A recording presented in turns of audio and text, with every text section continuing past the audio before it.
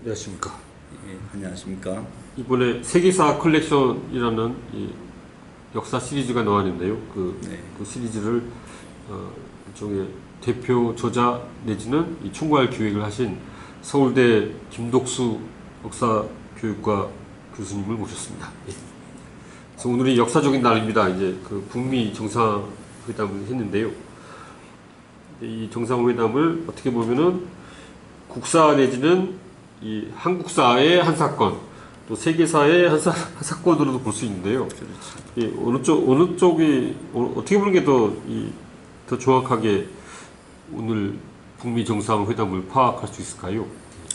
글쎄요, 당장은 우리가 남북 간에 늘 긴장이 고조돼서 불과 몇 달 전만 하더라도 북한에서 핵 개발로 우리를 굉장히 힘들게 했지 않습니까? 네. 그런데 이제 남북 간의 정상이 회담도 하고 또 북미 간의 회담도 하고, 그래서 한편에서는 우선 남북 우리의 문제, 우리의 뭐 통일이나 이런 이제 그런 현안에 아주 중요한 그 전기가 마련됐다고 생각한 점에서 이제 우리의 중요한 사건이고, 그러나 사실 북미 회담만 하더라도 이게 단지 우리의 문제가 아니고 미국과 북한, 이 세계의 어찌 보면 현대 그 시대를 주도해가는 한 축인 미국, 그 다음에 이제 북한이 같이 대화를 시작했다는 면에서 세계사적인 사건이다.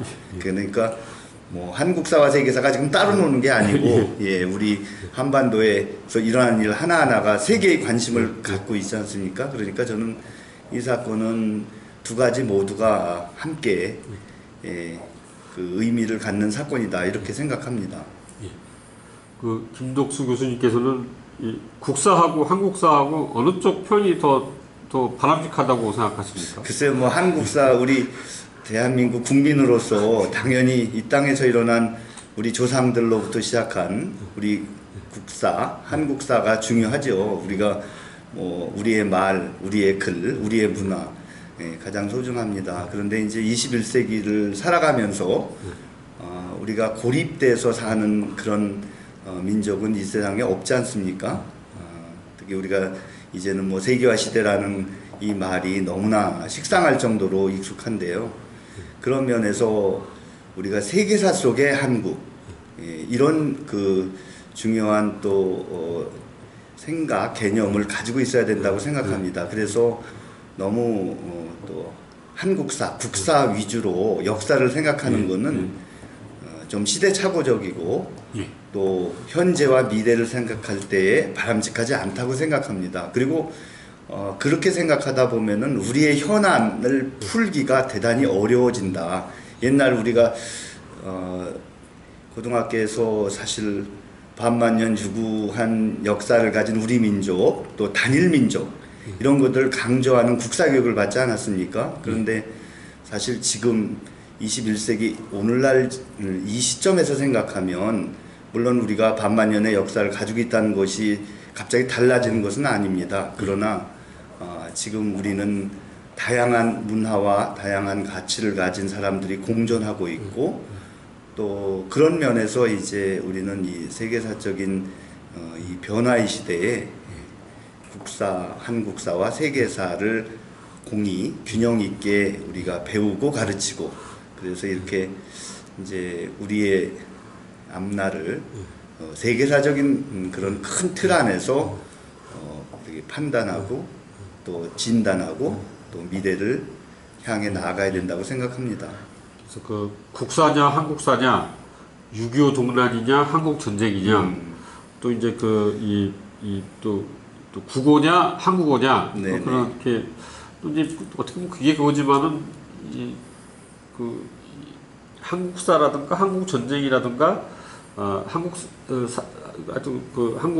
한국사, 한국 전쟁으로 나가는 거는 그만큼 우리가 이제 그 세계화된 세상에서 살고 있기 때문에 그런 것 같습니다. 근데 이제 그 세계화된 세상에 살고 있는데, 이제 학생들한테 이 한국사는 필수 과목이고 세계사는 선택 과목이라는 문제가 있는데요. 그래서 이제 국사, 한국사 편향적으로 돼 있는데, 이거를 극복하려면은 그러면은 세계사도 그 이 필수 과목을 하면 되는데요. 그 학생들이 그 부담이 너무 많아지는 거 아닙니까? 예.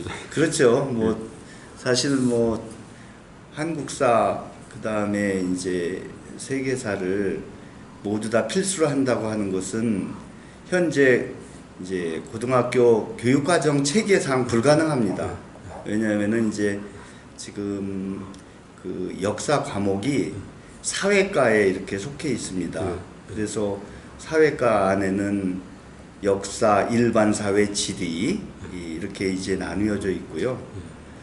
또 윤리 과목도 이제 그 안에 포함이 되는데 이제 이 다 과목마다 이제 나름대로 이제 시수라는 게 있지 않습니까? 이제 이런 상황에서 한국사를 모두가 배우는 필수 과목으로 했는데 또 세계사도 필수로 하면은 이제 균형이 또 좀 깨지죠. 네, 그런 면에서 쉬운 문제는 아닌데 문제는 이제 한국사를 필수로 해놓고 보니까 그 세계사를 결국 선택 과목의 체제 안에 그대로 놔두고 한국사만 이제 빠져서 이제 그 필수 과목이 됐거든요. 몇 년 전에. 이제 이러다 보니까 학생들은 이제 여러 가지 지점에서 세계사를 배울 기회를 갖기가 쉽지 않습니다. 우선 이제 뭐 수능 체제만 하더라도 사회과에서 그 사회 탐구 과목에서 2과목을 선택하게 돼 있거든요. 그런데 이제 학생들이 지금 현재 사회 탐구 과목이 9과목입니다. 거기서 이제 2과목을 선택하는데 아무래도 2과목을 그것도 문과 학생만 이제 이과 학생들은 과학 탐구에서 2과목 선택하고 이제 이렇게 되다 보니까 학생들은 그 대학을 가기 위해서 수능을 치르고 또 그냥 요즘에는 뭐 수능을 보지 않고도 대학을 가는 경우도 있습니다. 이제 수시로 갈 경우에는요. 이제 어쨌든 그러나 또 학생부 성적이 또 중요하고 이러다 보니까 많은 과목을 다 배울 수는 없어요. 그럼 학생들이 원하는 과목을 2과목 또는 뭐 3과목 이렇게 선택하는데 선택할 때 학생들은 입시를 위해서는 최소한의 노력으로 최대의 효과를 누리잖아요. 근데 이제 세계사 과목만 하더라도 그 내용이 워낙 많고 범위가 넓다 보니까 학생들이 선택을 선호하지 않습니다. 그래서 제가 이제 뭐 얼마 전에 글도 썼는데 최근 5년 동안 거의 한 20년 동안이죠. 뭐 5년이 아닙니다. 이 선택 과목이 어떻게 이 선호도가 갈리는지를 제가 이렇게 통계를 내 보니까 지금 작년 이번에 1학년 들어온 학생들이요. 이 학생들이 모두 53만 7천 명이 수능을 봤어요. 이제 그 중에 사회과 소위 이제 사회 탐구를 본 문과 학생이 26만 7천 명입니다. 26만 7천 명이에요. 이제 나머지 이제 과학 자연계 학생들인데요. 그런데 26만 7천 명이 9개의 과목을 2과목씩 선택하거든요. 9개 중에서. 그 중에 가장 많이 선택한 과목이 생활과 윤리라는 과목입니다. 16만 명이 선택을 했어요. 그 다음에 두 번째로 많이 한 것이 사회문화입니다. 이게 이제 14만 9천 명이 선택했는데 세계사 선택은 19,000명입니다. 그리고 이제 더 적은 것은 이제 경제 과목인데요. 경제 과목은 뭐 한 5,000명 뿐이 안 됩니다. 이제 중요한 것은 뭐냐면은 세계사의 선택률이 최근에 계속해서 줄어왔다는 거예요. 그래서 금년에는 드디어 29,000으로 떨어졌는데 19,000으로 작년까지만 해도 22,000이었습니다. 그래서 사실은 문과생을 지금 이번에 그 사탐을 선택한 학생 26만이라고 그랬잖아요. 26만에 19,000명이 선택을 했는데 이게 7% 정도 됩니다. 이과생은 아예 선택 안 했고 그러면은 사실 10%도 안 되는 학생이 세계사를 뭐 선택해서 수능 시험을 보고 있는 게 현실입니다. 그리고 대학에 들어오면은 이제 이 학생들이 전혀 그런 세계사 교육이 거의 없이 들어오니까 이게 저는 우리나라의 장래를 생각할 때 이렇게 안타까운 그런 이제 실정입니다. 그래서 왜 이렇게 됐을까? 뭐 선택 과목 체제로 가면 어쩔 수 없어요. 왜냐하면 다 배울 수는 없고 과목은 많고 이제 이런 문제가 있고 더더욱이 한국사는 또 필수로 묶어놓고 이렇게 되니까는 이제 학생들 입장에서 볼 때 지금 현재 체제 하에서는 세계사를 사실은 기피할 수밖에 없는 좀 아이러니하게도 세계화 시대인데 세계사는 학교에서 가르쳐지지 않는 이런 역설적인 상황이 지금 반복되고 있습니다. 이게 문제입니다. 그래서 그 역사학과의 경우 이제 원래 서울대도 역사학과에 있었는데 이제 국사학과, 서양사학과, 동양사학과로 나눠졌지만 이제 미국 같은 경우에는 그냥 디파트먼트 오브 히스토리 그렇죠. 사학과죠. 뭐 그거는 벌써 1969년에 원래 이제 사학과에서 이제 국사, 서양사, 동양사로 이렇게 분과를 했죠. 그래서 지금까지 그 체제를 유지하고 있고요. 뭐 우리나라에서 지금 유일하게 국사, 동양사, 서양사로 되어 있는 학교는 서울대뿐입니다. 고대가 그렇게 했다가 지금은 이제 사학과와 이제 한국사학과로 다시 이렇게 돌아갔죠.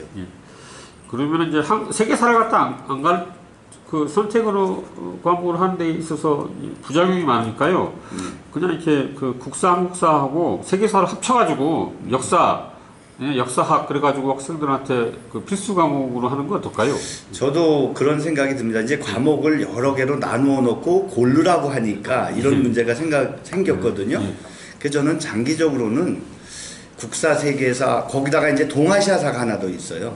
역사 과목이 셋으로 나뉘어졌거든요. 그 다음에 이제 사회과도 가도 이제 사회문화, 그 다음에 법과 정치, 경제 지금 세 과목으로 돼 있고요. 지리도 한국지리, 세계지리 이렇게 돼 있고요.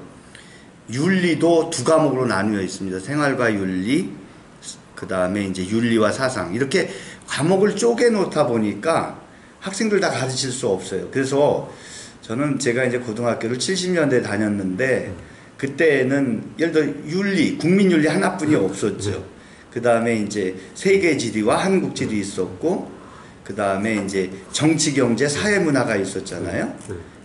그 다음에 역사는 국사와 세계사만 있었습니다. 그리고 그때는 그냥 과목을 그냥 다 같이 배웠어요. 근데 이거를 자꾸 과목을 쪼개놓고 학생들 보고 뭐 처음에는 4과목 선택하게 했습니다. 그러다가 3과목으로 그러다가 이제 2과목까지 내려왔거든요. 그러니까 제가 볼 때 지금과 같은 선택 교육 과정을 계속 운영하는 한은 이제 세계사는 기피 과목일 수밖에 없는 것이죠. 학생들에게는 경쟁력이 없는 과목이잖아요. 그리고 대학에서도 예를 들어서 이제 문과 학생들에게 사탐 과목을 2개 성적을 요구하거든요. 그러면은 사탐 어느 과목을 했는지 묻지를 않아요. 그래가지고 심지어 얼마나 우스꽝스러운 상황도 있냐면 제가 역사교육과잖아요. 그럼 역사교육과에 오겠다고 이제 응시하는 학생들을 제가 면접하면서 뭐 우리 선생님들이 물어봅니다. 너 사회탐구가 뭐 했니? 그러면은 뭐 사회문화, 생활과윤리 지금 1, 2위로 나온 과목들 있잖아요. 이런 과목들이 거의 학생들에게도 그대로 어필이 돼요. 그래서 제가 역사교육과에 오려면은 그래도 세계사도 배우고 야 동아시아사도 배워야 되는 거 아니냐. 그걸 또 선택해서 시험을 보고 또 들어와 가지고 더 열심히 공부해서 가서 고등학교, 중학교에 가서 특히 고등학교에 가서 동아시아사도 가르치고 세계사도 가르치고 한국사도 가르치고 그래야 되는 거 아니냐. 그렇게 얘기하면은 2가지 반응을 보입니다. 저 교수님 저희 학교에서는 세계사를 선택하지 않아요. 그래서 하고 싶어도 배울 수가 없어요. 왜냐면 워낙 학생들이 선택을 안 하니까. 개설이 안 된다는 거 하나 있고요. 또 하나는 개설은 돼 있지만은 그냥 또 아무래도 저 시험 그 성적이 좀 부담이 되니까 안 배웠다 그렇게 합니다. 그래서 이게 제가 다른 과는 몰라도 역사교육과에 오겠다는 학생도 이 정도니까 우리가 얼마나 이 그 역사교육이나 이런 사회과 교육을 부실하게 하고 있는지 좀 안타까운 심정이고 그렇습니다. 그럼 어떻게 보면 이제 국사, 한국사를 가르치시는 분들이 이 기득권 세력인데요. 어떻게 뭐 어떤 타협이 불가능할까요? 우리가 다 합쳐가지고 그냥 역사라고. 아니요, 꼭 그렇지는 않은데요. 예. 물론 이제 우리가 역사교육과 출신 교사들이 이제 역사교육과를 이제 졸업하고 현장에 나가면은 역사교사 자격증을 받거든요. 예. 그러면 당연히 한국사도 가르치고 세계사도 가르쳐야만 하는 거거든요. 예. 예. 그런데 이제 한국사가 필수로 지정되니까 한국사는 반드시 가르쳐야 되잖아요. 그런데 세계사는 선택 과목인데 학생들이 선택을 많이 안 하니까 과목 개설도 쉽지 않고 개설해 놔도 학생들이 많이 선호하지 않으니까 점점 더 선생님들도 기피하는 과목이 되는 거예요. 왜냐면 한국사는 어디 가든 자기가 이제 이 학교에 있다 저 학교로 가도 한국사는 얼마나 가르치잖아요. 내가 세계사만 열심히 가르치면 또 한국사 다른 데 가서 한국사만 가르치면 또 부담되잖아요. 그러니까 이제 이런 그 학생이나 교사나 고등학교에서는 한국사를 자꾸 선호하고 세계사를 이렇게 좀 기피하려는 그런 상황이 반복되는 거죠.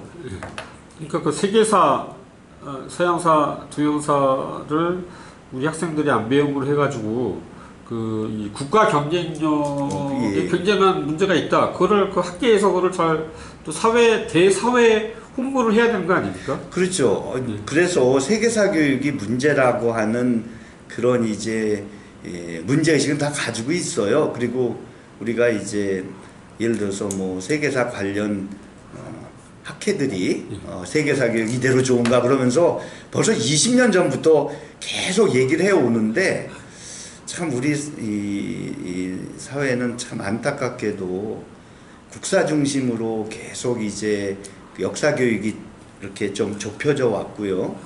더더욱이 다 아시는 것처럼 지난 정권에서는 국사를 이제 국정화해야 된다. 이제 뭐 특히 한국 근현대사를 놓고 뭐 좌편향됐다, 우편향됐다. 그러면서 자꾸 정치 논쟁의 이슈로 삼으면서 아주 학생들의 역사 교육을 왜곡하고 비정상적인 상황으로 자꾸 끌고 가는 안타까운 실정이 있죠. 그러니까 우선 학생들이 이제 이렇게 세계사 교육 과목이 너무 어렵고 그래서 선택을 안 하는 문제가 하나 있고요.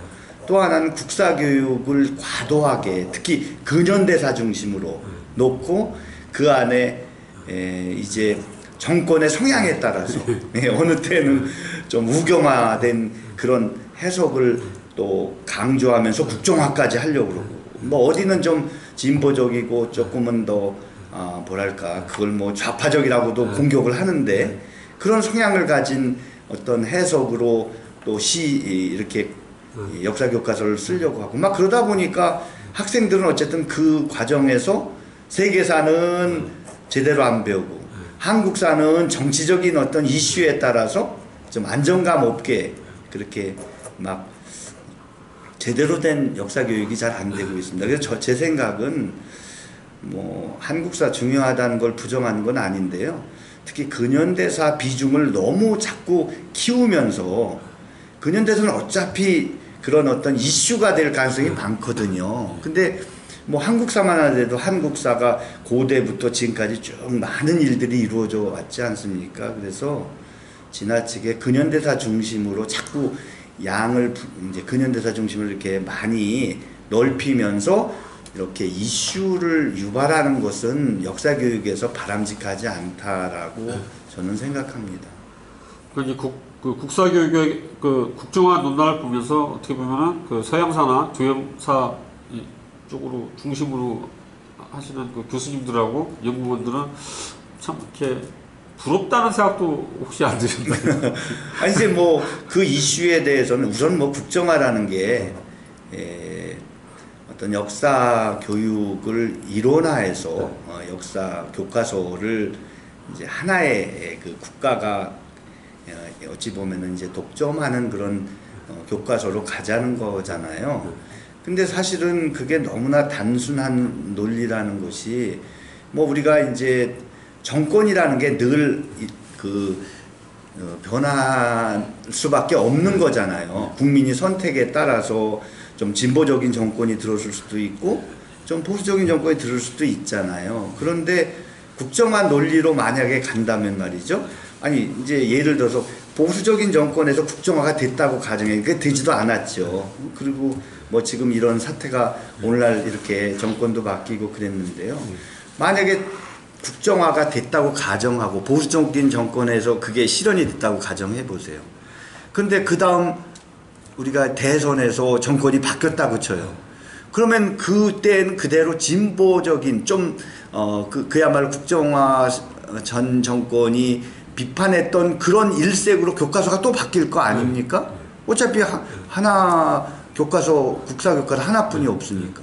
그러면서 학생들은 막 정권 바뀔 때마다 하나의 어떤 편향된 또는 그 정권의 성향이 과도하게 들어간 그 근현대사 교과서로 배울 수밖에 없잖아요. 그러니까 국정화 논리가 얼마나 좀 무리한 것인가 하는 거를 알 수 있거든요. 그게 뭐 보수 진보를 떠나가지고 그러니까 지금 이제 거민정 체제로 환원돼서 이제 뭐 우리가 교육 과정이 있지만은 어쨌든 다양한 조금 다양한 교과서인데 실제로 다양하지도 않아요. 우리가 교육 과정이 있고 그 틀 안에서 교과서를 쓰지 뭐 누가 진보적이라 해서 그 교과서를 한국사 교과서를 막 과도하게 그렇게 할 수도 없습니다. 그런데 그거를 이제 좀 어찌 보면은 너무나 이 정치적인 성향에 과도하게 이렇게 몰입한 사람들이 마치 자기들의 생각을 이 국사교과서, 근현대사 교과서 내용이 담기를 원하는 이제 그런 열망을 가지고 무리하게 일을 벌렸다가 정말 한 1-2년 이상 많은 시간 낭비하고 또 국력을 소모하고 뭐 돈 낭비뿐만 아니라 얼마나 많은 부작용이 나왔습니까? 그래서 뭐 참 안타까운 현실입니다. 이게 한국사 교육 가지고 이렇게 정치 쟁점하고 계속해서 서로 이 공방을 벌이는 것은 저는 교육적이지도 않고 우리나라의 미래를 위해서 바람직하지도 않다고 생각합니다. 그래서 이제 이번에 나온 그 세계사 컬렉션이 어떻게 보면 좀 외면당하고 있는 세계사 교육의 대안이라고도 할 수 있는데요. 근데 이게 전체 100권인가요? 시리즈 50권입니다. 50권입니다. 지금 현재 기획 중인 건 50권이죠. 근데 이게 대상이 주로 중고등학생입니까? 우선은 뭐 그런 걸 염두에 뒀지만 뭐 중고등학생만의 문제는 아니고요. 지금 사실 이 세계사 교육이 정상화 이렇게 이제 비정상이죠. 잘 안 배우는 거는 이미 1990년대 중반부터 계속 누적돼 왔습니다. 그러니까는 사실은 그때 이후로 지금 성년이 된 분들이 40대 뭐 50대 초반까지 고등학교 세계사 안 배운 분들이 많이 있는 거죠. 아마 50대 초반까지는 그런 상황일 거예요. 그래서 저는 이제 이분들이 지금은 이제 학부모가 된 거잖아요. 그러니까 고등학교 때 제대로 배우지 못한 그런 한 40대까지 되겠네요. 그분들이 또 역시 뭐 학교에서 제대로 안 배웠지만은 지금이라도 우리가 세계사 관련 주제들이나 인물들, 시대들에 대해서 이렇게 공부할 수 있는 그런 이제 일종의 그 기획 시리즈니까 저는 뭐 주로 이제 중고등학교 학생들, 청소년의 눈높이에 맞춘 세계사 주제들이지만 시대사든 그것이 인물사든 말이죠. 그러나 그거는 뭐 중고등학교 학생들만 겨냥한 것은 아닙니다. 이제 학부모의 세계사 교육도 같이 가는 거다. 이렇게 이제 목표를 둔 것이죠. 그러니까 이 제레드 다이아몬드 교수님이나 유발 하라리 교수님이 쓰신 책들이 역사랑 굉장히 관련된 책들인데요. 그 베스트셀러인데 그 역사학자로서 보시기에 일반 독자들이 그걸 편하게 읽을 수 있는 책인가요? 아니면은 근데 이번에 나온 시리즈를 이중에 그 초급 뭐 중국의 어떤 이 징검다리로 뭐 할 필요가 있나요? 어떻게 보시나요? 이제 요번에 나온 책은 제가 볼 때 이제 교과서 수준을 좀 더 심화한 책. 세계사 우리가 중고등학교 학교 교육의 세계사는 사실 양이 많을 수가 없거든요. 아무래도 그 제한된 시간에 세계 역사를 다 고대에서 현대까지 다 포괄해야 되잖아요. 그러니까 그런 면에서 예를 들어 서양 고대사 그러면 그리스사와 로마사가 있는데 그거 뭐 세계사 교과서에서는 한 20쪽분이 안 됩니다. 이제 그런 것들을 예. 여기 한 200쪽 정도로 예. 이렇게 좀 더 상세하게 해줬으니까 그러나 아주 뭐 난해하고 저 학술적인 건 아니고요. 조금 더 그 주제에 대해서 살을 붙인 책이라 이거는 중간 정도의 어떤 이 뭐랄까 난이도랄까 그런 걸 가진 이 세계사 교육을 보충하는 그런 책이고 뭐 그러나 아주 전문가가 쓴 정말 그런 책들은 그 일반인들이 읽어가지고 그걸 따라하기 쉽지 않죠. 근데 이거는 세계사 중고등학교 세계사 교과서에 나오는 주제를 좀 심화 또는 이렇게 조금 더 자세하게 쉽게 풀어 쓴 책이고 이 시리즈에는 계속 많은 저자들이 역사 교사들이십니다. 예. 그러니까 아무래도 교사들은 학생들을 늘 대하기 때문에 어떤 표현이나 그런 용어에서도 어찌 보면은 이 좀 더 이렇게 접근하기 쉽게 이렇게 구성되어 있습니다. 그래서 이 학부모들이나 네. 이 학생들이 이 책을 사서 읽어보고 그러려면 아무래도 이 시험에 도움이 되고 이제 그 대학 가는데 도움이 돼야 되는데요. 그렇죠. 예. 이 시리즈가 그 세계사는 아예 선택도 안 했지만은 예컨대 뭐 국어라든가 뭐 다른 이 수능 과목을 잘 치는데 도움이 될까요? 뭐 이거에 책을 많이 보면 다 도움이 되죠. 그런데 이제 저는 뭐 우리가 중고등학교 교육이 우리가 이제 뭐 다 입시에 모든 게 맞춰져 있는 것이 이제 현실인데요. 예.